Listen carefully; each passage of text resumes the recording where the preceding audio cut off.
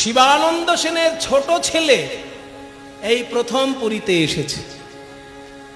ছোট ছেলেটা প্রথম পুরীতে এসেছে। 3 ছেলেকে নিয়ে শিবানন্দ সেন এসেছে বলে মহাপ্রভুর কত আনন্দ যে তুমি সপরিবারে পুরীতে এসেছো, আবার 3 ছেলে। ছোট ছেলেটার বয়স কত? বলে প্রভু ছোট ছেলেটার বয়স 7 বছর। এই 7 বছরের বাচ্চাকে তুমি হাঁটিয়ে হাঁটিয়ে নিয়ে এসছো।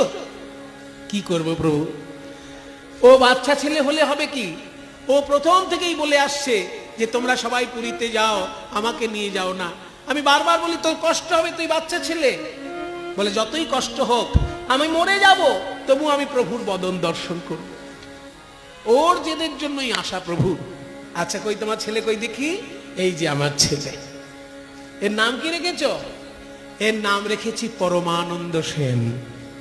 পরমানন্দ, আসলে ওর নাম তো হওয়া উচিত পুরীদাস।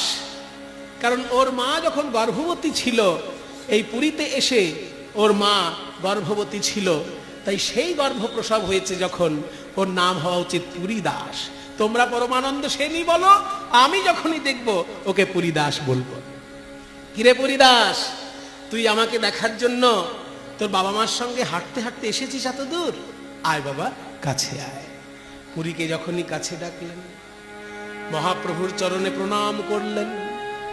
যেই না চরণে প্রণাম করেছে, অমনি মহাপ্রভু বললেন কৃষ্ণ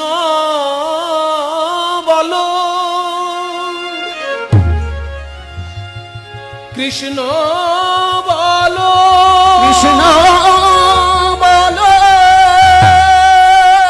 কৃষ্ণ বলো, কৃষ্ণ বলো।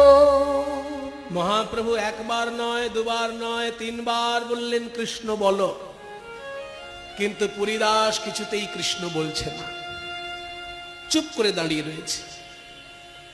গৌরহরি বলছেন কি রে, তুই বলছিস না কেন? আমি তো বলছি কৃষ্ণ বলো। চুপ করে দাঁড়িয়ে আছে। শিবানন্দ সেন রেগে যাচ্ছে, কটর কটর করে দিনরাত কথা বলে, অথচ মহাপ্রভু বলছেন কৃষ্ণ বলো, আর এখানে বলছে না, চুপ করে দাঁড়িয়ে আছে। এই প্রভু তোকে বলছেন কৃষ্ণ বলো, তুই বল কিছু। চুপ করে দাঁড়িয়ে আছে। মহাপ্রভু আক্ষেপ করে বলছেন দেখো শিবানন্দ, আমি যাকেই বলি কৃষ্ণ বলো, সে কৃষ্ণ বলে, অথচ তোমার এই ছোট ছেলে আমার কথা রাখলো না। আমি বৃন্দাবনে ঝাড়িখণ্ডের পথে যখন গেছিলাম, বাঘ আমার মুখে কথা শুনে কৃষ্ণ বলেছিল। একটু